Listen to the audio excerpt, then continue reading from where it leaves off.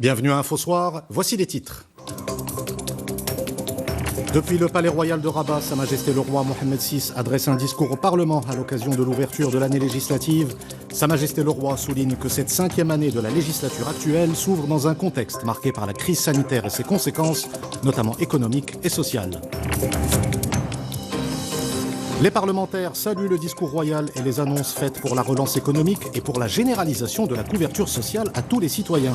Députés et conseillers soulignent l'importance des grands chantiers lancés par Sa Majesté le roi Mohammed VI. Dans ce journal, focus sur un mode de consommation qui séduit de plus en plus les Marocains. Depuis le début de la pandémie, l'engouement pour le e-commerce est au rendez-vous. Un moyen sûr et facile de faire ses achats à la maison sur Internet. Et à la fin de cette édition, nous découvrirons les nouvelles œuvres de Moustapha Mziane. L'artiste peintre expose ses toiles à la galerie Mindar à Casablanca. Une exposition intitulée « Voyage intérieur » où chaque tableau est accompagné d'un poème. Madame, Monsieur, bonsoir. Depuis le palais royal de Rabat, Sa Majesté le roi Mohammed VI a adressé un discours au Parlement à l'occasion de l'ouverture de l'année législative. Le discours a été diffusé en direct dans l'enceinte du Parlement. Sa Majesté le roi a rappelé que cette année législative s'ouvre dans un contexte marqué par la crise sanitaire et ses conséquences, notamment économiques et sociales. Écoutons le souverain. En ces circonstances exceptionnelles, nous ouvrons la présente année législative sous un format inédit. À l'ordre du jour figurent de nombreux défis, notamment ceux induits par la crise sanitaire qui sévit au Maroc comme dans le reste du monde. Dernière de la législature en cours, cette année exige de votre part des efforts redoublés. Il s'agira en effet pour vous de mener votre mandat à bonne fin et de dresser le bilan de l'action que vous soumettrez aux électeurs.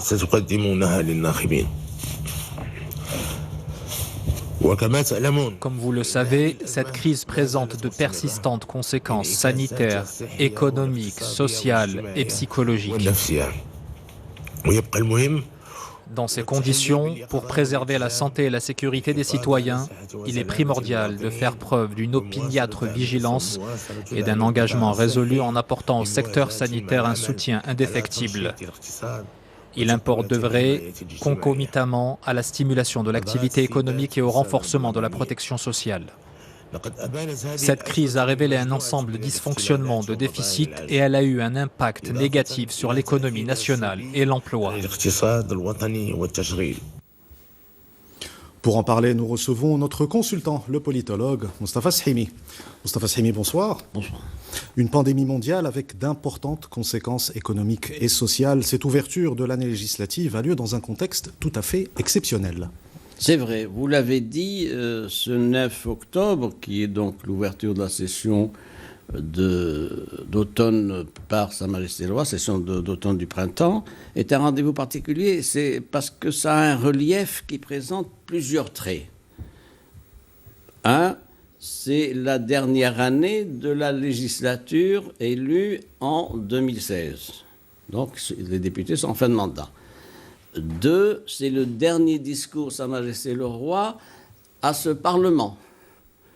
Puisqu'en avril, il n'y aura pas de discours, le prochain discours, le Parlement aura lieu en octobre 2020.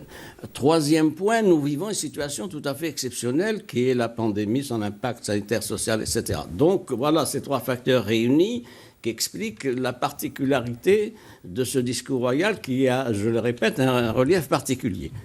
Ensuite, on attendait évidemment du souverain, et l'attente était forte, des annonces, une vision, une relance économique. Le mot a été utilisé.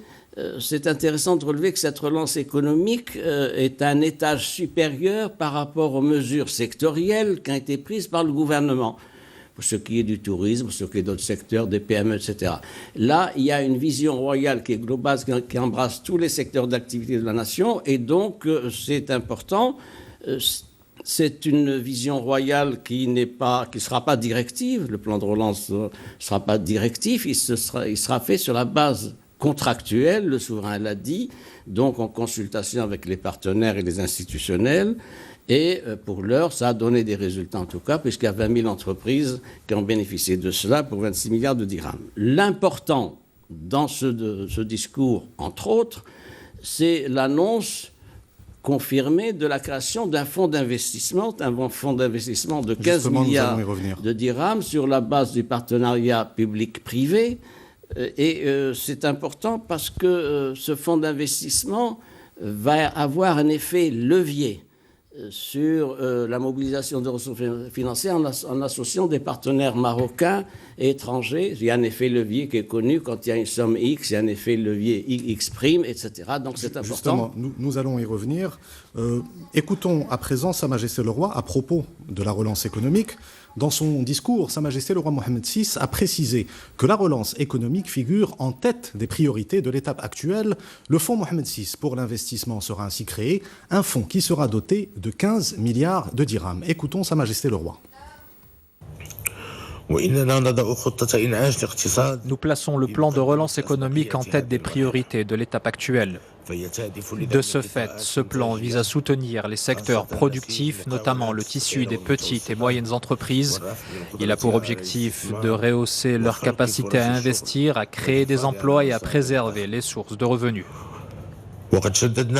Pour garantir la réussite de ce plan, nous avons porté l'accent sur la nécessité de mener à bien son opérationnalisation dans un cadre contractuel national impliquant l'État ainsi que les partenaires économiques et sociaux et se fondant sur le principe de corrélation entre droits et obligations. Jusqu'à présent, le soutien apporté aux entreprises marocaines à l'aide du dispositif des prêts garantis par l'État a bénéficié à plus de 20 000 d'entre elles, avec un montant avoisinant les 26 milliards 100 millions de dirhams.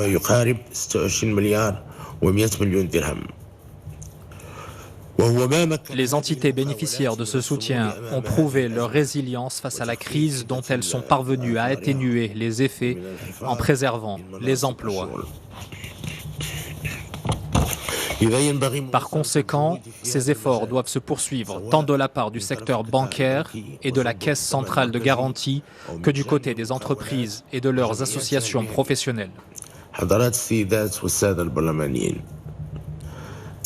plan de relance économique repose sur le fonds d'investissement stratégique dont nous avons préconisé la création et auquel nous avons décidé de donner le nom de fonds Mohammed VI pour l'investissement. Le souverain a également rappelé l'importance de la promotion du secteur social. Sa Majesté le Roi a précisé les axes du projet de généralisation de la couverture sociale à tous les Marocains. Écoutons cet extrait du discours royal. Notre souci a toujours été que la dynamique de développement économique soit articulée à la promotion du secteur social, à l'amélioration des conditions de vie des citoyens. Aussi avons-nous appelé à la généralisation de la couverture sociale au profit de tous les Marocains. Ce projet national majeur d'une nature inédite se décline en 4 axes clés. Premièrement, étendre d'ici la fin 2022 au plus tard la couverture médicale obligatoire, de sorte que 22 millions de bénéficiaires additionnels accèdent à l'assurance maladie de base qui couvre les frais de soins, de médicaments, d'hospitalisation et de traitement. Deuxièmement, généraliser les allocations familiales qui bénéficieront ainsi à près de 7 millions d'enfants en âge de scolarité au profit de 3 millions de familles. Troisièmement, élargir la base d'adhérents au système de retraite en y incorporant environ 5 millions de Marocains parmi la population active non titulaire d'un droit à une pension. Quatrièmement, généraliser l'accès à l'indemnité pour perte d'emploi au profit des Marocains ayant un emploi régulier.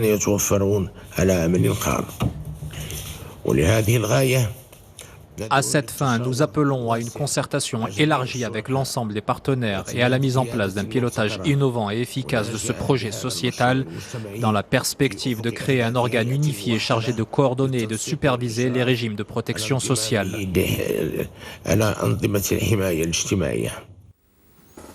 Moustapha Sahimi, la couverture sociale sera généralisée à tous les citoyens. Quel regard portez-vous sur ce grand chantier lancé pour faire face aux conséquences de la pandémie ? C'est la question sociale. La relance économique ne suffit pas. Il faut qu'elle se prolonge par la promotion sociale et l'État social. Je signale d'ailleurs au passage que dans le discours du souverain, il est fait référence à des investissements dans le secteur agricole intéressant 1 million d'hectares de terres collectives. Donc le monde rural n'est pas oublié. Alors, la question sociale, il s'agit d'une problématique qui est posée maintenant depuis 1 ou 2 ans ou 3 ans, c'est-à-dire d'un État social. Un État social, c'est quoi? C'est un État qui donne des chances, qui facilite l'accès aux soins de santé, à l'éducation, au logement, etc. C'est une problématique qui est maintenant au premier plan parce qu'il est apparu avec cette pandémie, et le souverain y a fait référence, qu'il y a eu des dysfonctionnements et des déficits. Donc il s'agit de réajuster une situation sociale de franges importantes de la population qui ne sont pas éligibles donc à des standards minimums. Alors il y a eu l'AMO, évidemment, on en a parlé, pour 2022, les allocations familiales, la retraite, l'IPE, indemnité pour perte d'emploi, ce sont des mesures concrètes. Ce n'est pas un discours sur l'État social, ce sont des mesures concrètes opératoires avec un agenda. C'est quand même intéressant, c'est un agenda 2022 ou plus tard jusqu'à 2025. Ça va se faire comment? Là encore, ça ne sera pas directif, ça va se faire de manière concertée avec sur la base du partenariat public-privé, avec les partenaires économiques et sociaux. Et donc, c'est une nouvelle culture politique qui va s'instaurer forcément. J'ajoute une dernière observation, c'est que tout ça dépasse l'agenda électoral de 2021 et les programmes des partis qui sont actuellement en train d'être actualisés, etc. Il y a là une vision, une feuille de route pour 2021 et au-delà, donc contraignante et astreignante pour le futur gouvernement. Il y a aussi un autre phénomène, c'est forcément la dilution de tous les discours des partis politiques et de leurs programmes respectifs. Ils doivent s'insérer dans un nouveau référentiel défini par la vision royale. Il y a quelque chose qui est en train de se passer dans notre champ politique et partisan, et c'est irrigué par la ferme volonté royale de passer à autre chose par rapport à ce qui a été fait. Merci Moustapha Sahimi pour cet éclairage. Dans son discours, Sa Majesté le Roi a également appelé les institutions de l'État et les entreprises publiques à agir comme un levier de développement. Le souverain a notamment appelé à un véritable changement dans le niveau de performance des établissements publics. Écoutons Sa Majesté le Roi. Indépendamment de ces objectifs, la réussite de tout plan ou projet est tributaire de l'adoption des principes de bonne gouvernance et de reddition des comptes. À cet égard, les institutions de l'État et les entreprises publiques doivent montrer une attitude exemplaire et agir comme un levier de développement et non comme un frein. Étant donné l'importance stratégique de ces institutions, nous appelons à une redéfinition substantielle et équilibrée du secteur. Par ailleurs, notre souhait est que l'agence chargée de la supervision des participations de l'État et du suivi de leurs performances joue un rôle clé dans ce domaine. De fait, le succès du plan de relance économique et la mise en place d'un nouveau contrat social nécessitent une évolution réelle des mentalités et un véritable changement dans le niveau de performance des établissements publics. À cet effet, nous appelons le gouvernement à opérer une révision profonde des critères et des procédures de nomination aux postes supérieurs afin d'inciter les compétences nationales à intégrer la fonction publique et à la rendre in fine plus attractive. Les parlementaires saluent le discours royal et les annonces faites pour la relance économique. Pour les députés, le fonds Mohamed VI d'investissement, qui sera doté de 15 milliards de dirhams, représentera un véritable levier de développement afin de répondre aux enjeux actuels. Amina Ben Khalq. La concentration est maximale devant le discours de Sa Majesté le Roi Mohamed VI. Selon le président de la Chambre des représentants, le souverain a adressé un message clair aux parlementaires. Une mobilisation tous azimuts est nécessaire face à la pandémie. Sa Majesté le Roi Mohamed VI a rappelé que la conjoncture actuelle est exceptionnelle, que ce soit à l'échelle nationale ou internationale. Malgré cela, cette situation causée par la pandémie du coronavirus mobilise l'ensemble des Marocains déterminés à surmonter la crise. Pour les députés de la majorité comme de l'opposition, l'ambitieux plan de relance économique qui repose sur le fonds Mohamed VI pour l'investissement est une aubaine dans ce contexte sanitaire.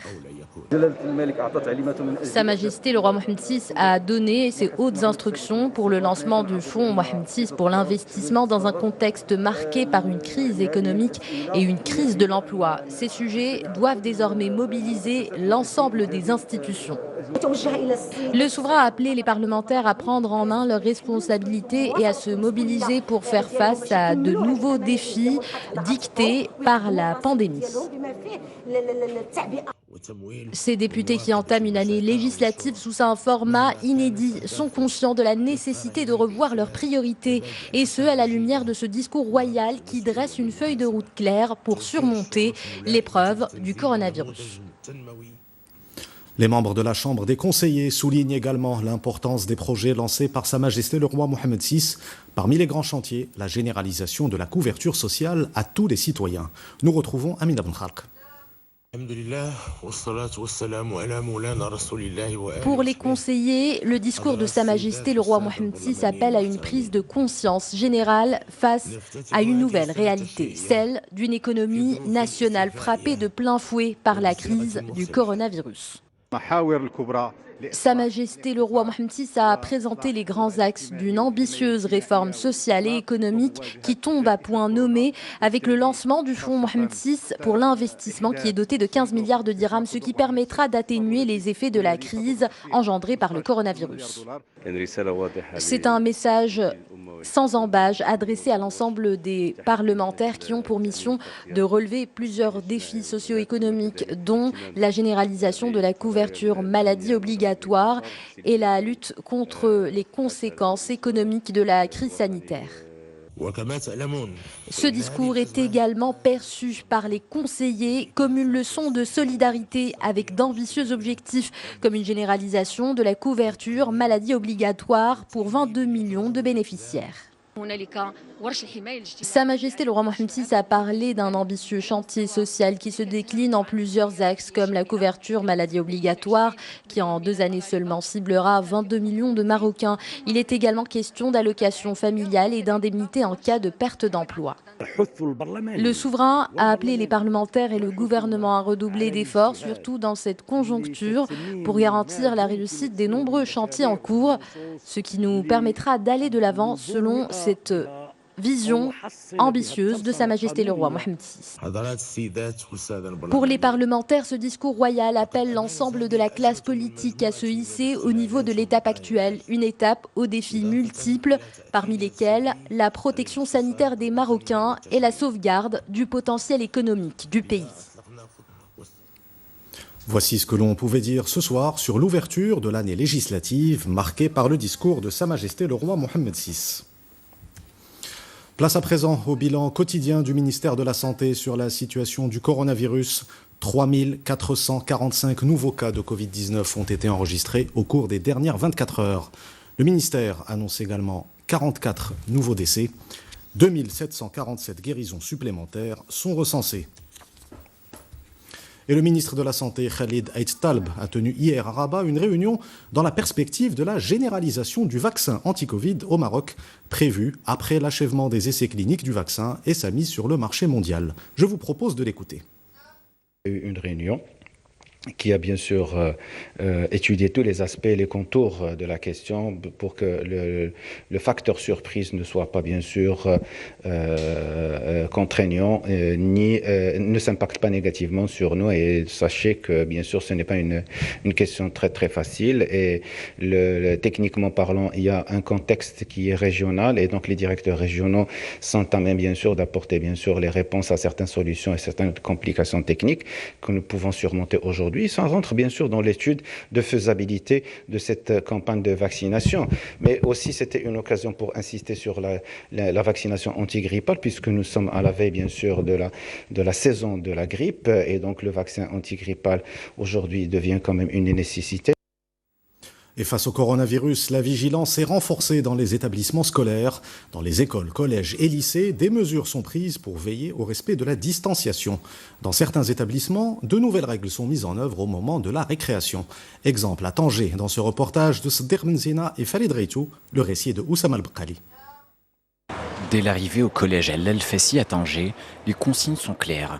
Le respect des gestes barrières est une obligation pour chaque élève et pour baisser d'autant plus les risques, cet établissement a proscrit la récréation. La récréation se passe à l'intérieur des classes. Les élèves ne changent pas de classe, c'est plutôt les enseignants qui viennent à eux. Cela permet de limiter les déplacements au sein du collège. Une mesure également appliquée par les plus jeunes. Dans cet autre établissement, les enfants profitent de la pause pour apprendre en musique les gestes à adopter en ces temps de crise sanitaire. Après mûre réflexion, notre établissement a décidé de remplacer la récréation libre par des activités physiques et culturelles encadrées par des enseignants au sein des classes. Répartition d'emploi du temps, limitation du temps passé au sein des écoles, circuit unique et suppression des récréations libres sont toutes des mesures d'adaptation n'ayant d'autre but que de protéger chaque élève et de rassurer leurs parents. L'actualité à l'étranger avec l'espoir d'un apaisement entre l'Arménie et l'Azerbaïdjan. Les chefs des diplomaties des deux pays se sont retrouvés à Moscou pour régler pacifiquement le conflit qui les oppose dans la région du Nagorno-Karabakh. Les combats ont éclaté le 27 septembre dernier et en attendant que le processus de paix puisse aboutir à un accord, les affrontements se poursuivent entre les armées arméniennes et azéries. Le prix Nobel de la paix est attribué au Programme alimentaire mondial. Le programme onusien a été récompensé pour ses actions contre la faim à travers le globe. Une problématique qui risque aujourd'hui d'empirer. L'ONU estime à plus de 130 millions le nombre de personnes susceptibles d'être touchées par la faim en raison de la pandémie de Covid-19. Mamadou Dieye. The Nobel Peace Prize for 2020 to the World Food Programme. C'est un signe de reconnaissance, mais également une invite à davantage de mobilisation contre la faim dans le monde. Entre les continents, le programme alimentaire mondial est au chevet de millions de personnes qui luttent au quotidien pour survivre. L'année 2019 a constitué une étape charnière dans les actions humanitaires du PAM. Selon les estimations du programme, quelques 690 millions de personnes étaient touchées par une sous-alimentation chronique. Le plus excitant dans une vie est le prix Nobel de la paix et c'est grâce à la famille du PAM. Ils sont là dans les endroits les plus difficiles et les plus complexes du monde, qu'il s'agisse de conflits de guerre, d'extrêmes climatiques, peu importe, ils méritent ce prix. Au-delà de la symbolique, le programme alimentaire mondial recevra un diplôme, une médaille d'or et un chèque d'environ 950 000 € en guise de récompense. L'ONU et ses démembrements deviennent presque habitués aux distinctions du prix Nobel de la paix. 12 lauréats au total, un record qui n'a pas fini de faire la fierté de l'Organisation des Nations Unies. Au Mali, une humanitaire française a été libérée après 4 ans de captivité. Sophie Petronin était la dernière otage française dans le monde. Elle avait été enlevée en 2016. Soumaïla Cissé, un homme politique malien, a également été libéré, ainsi que 2 ressortissants italiens. Ils avaient été enlevés dans le nord du Mali. C'est ce qu'ont annoncé hier les autorités maliennes. Retour au Maroc avec la Journée nationale de la femme qui sera célébrée demain, l'occasion de rappeler les avancées réalisées en matière de promotion des droits des femmes. Il s'agit également d'appeler à une plus grande mobilisation face à toutes les formes de violence que peuvent subir les femmes, notamment la violence conjugale. Reportage Ada Berdan, le récit est de Rizlan Taibi. L'entrée en vigueur de la loi contre les violences faites aux femmes il y a 2 ans a renforcé l'arsenal juridique national dans le domaine de l'égalité des sexes. Le texte incrimine pour la première fois certains actes considérés comme des formes de harcèlement, d'agression, d'exploitation sexuelle ou de mauvais traitement et prévoit des mécanismes pour prendre en charge les femmes violentées. Grâce à cette loi, des cellules spécialisées ont été créées au sein du ministère de la Solidarité, de la Justice, de la Santé, de la Jeunesse, au Parquet général, à la Direction de la Sûreté nationale et au sein de l'état-major de la gendarmerie royale, et c'est une avancée majeure. Mais pour les associations de défense des droits de la femme, tous les progrès enregistrés restent insuffisants. Pour elles, la nouvelle loi n'est pas assez protectrice et n'a pas eu les effets escomptés. Cette législation reconnaît en effet toutes les formes de violence, physique, psychologique et économique, mais le plus difficile, c'est de les prouver. Et les cas de violence ont malheureusement augmenté durant la période de confinement.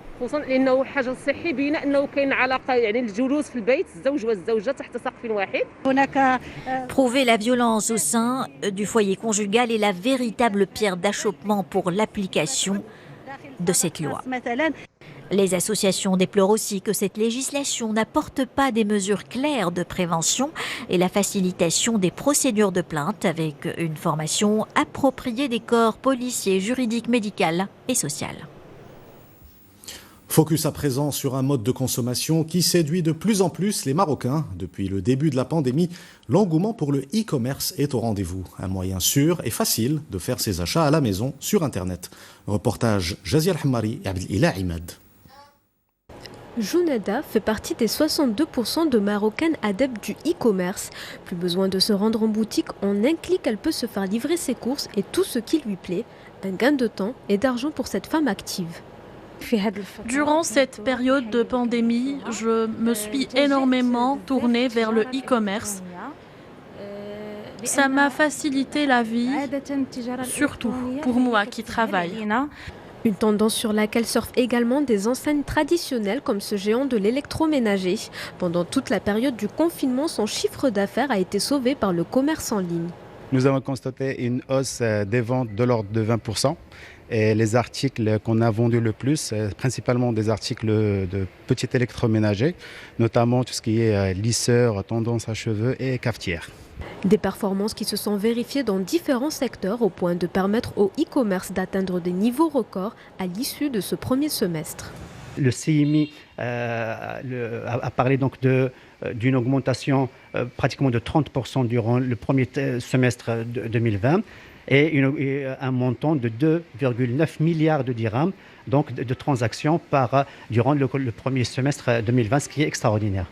Un enthousiasme tempéré cependant par certains médecins pour qui le lien social dans la relation commerciale demeure important. L'habitude aussi de ne pas sortir, de ne pas être en contact direct, ça crée des problèmes au niveau des fonctions supérieures en général et des fonctions d'exécution. Donc en effet, il y a le bon côté du contact, mais il y a aussi le mauvais côté, d'où l'intérêt donc de créer un équilibre entre les deux. Avec 500 millions de dirhams de chiffre d'affaires, le commerce en ligne au Maroc connaît une croissance exponentielle, de nouvelles habitudes de consommation amplifiées par la démocratisation de services en ligne, comme le paiement des factures ou des impôts. Je vous propose maintenant de découvrir les nouvelles œuvres de Moustapha Mziane. L'artiste peintre expose ses toiles à la galerie Mindar à Casablanca, une exposition intitulée Voyage intérieur, où chaque tableau est accompagné d'un poème. Reportage Amin Haddo, le récit est de Oussama Al-Bqali. Sphère, quadrilatère et triangle, des formes tantôt géométriques, tantôt à l'aspect liquide, chaque tableau de Moustapha Mziane explore un souvenir, une émotion ou une interrogation. Des tableaux ayant inspiré Assar Abelriti, jeune poète, un recueil qui vient enrichir d'autant plus cette exposition. On a en fait autour de la thématique du voyage intérieur des œuvres qui montrent les bouleversements émotionnels qu'on peut vivre dans la vie, que ce soit dans notre bonheur ou dans notre tourment, et puis des poèmes qui vont aussi être là pour accompagner ce voyage intérieur, spirituel, et puis finalement qui nous permet d'aller vers la voie de la libération et aussi de la joie, parce que la poésie c'est de la joie. Pour le peintre, le pinceau a été une véritable thérapie. Après un coma d'1 mois, il y a un peu plus de 10 ans, Moustapha Mziane a découvert dans le 3e art une liberté d'expression inouïe. Ça qui exprime une renaissance, parce que j'ai fait un coma où je suis resté un mois dans le coma entre la vie et la mort. Et par la suite, j'ai pu m'exprimer qu'à travers la peinture. C'est pour ça que j'ai redéfini ce que je voulais expliquer à travers la peinture. Des propres mots de la poétesse, la peinture ne doit à la poésie que ce que la poésie doit à la peinture. La rencontre de ces deux artistes autour de cette exposition, inspirante en tous sens, se poursuit jusqu'au 7 novembre à la galerie Mindar de Casablanca. Cette incroyable découverte au large de la Tunisie, un sous-marin français datant de la Première Guerre mondiale a été retrouvé. Il a été coulé par la marine allemande en 1917. Le sous-marin a été retrouvé par des nageurs tunisiens, membres d'un club de plongée. L'occasion de redécouvrir une page d'histoire marquée par les violents combats entre les marines françaises et allemandes près des côtes tunisiennes lors du premier conflit mondial.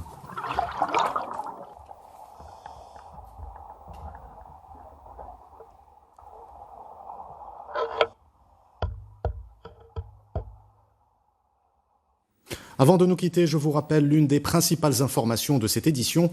Depuis le Palais Royal de Rabat, Sa Majesté le Roi Mohammed VI a adressé un discours au Parlement à l'occasion de l'ouverture de l'année législative. Le discours a été diffusé en direct dans l'enceinte du Parlement. Sa Majesté le Roi a rappelé que cette année législative s'ouvre dans un contexte marqué par la crise sanitaire et ses conséquences. Le souverain a souligné que la relance économique figure en tête des priorités de l'étape actuelle. C'est la fin de cette édition. Vous retrouvez tout à l'heure Hossein Ouzeg pour Al-Massaïa. Quant à moi, je vous dis à demain. Excellente soirée sur 2M.